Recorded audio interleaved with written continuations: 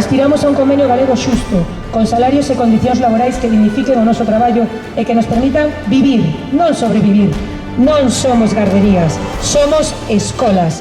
O valor do noso traballo na educación das crianzas non está en telos limpos, mantidos, entretidos ou vixiados. O noso labor vai moito máis alá.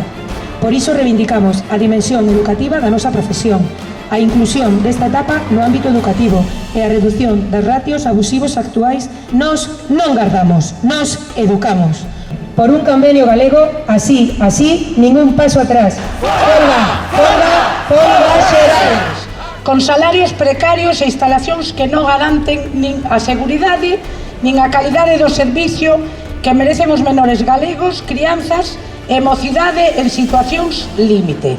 O sector de menores en Galiza está farto ao borde do colapso e precisa solucións. A protección da infancia e da xuventude é unha responsabilidade pública e colectiva.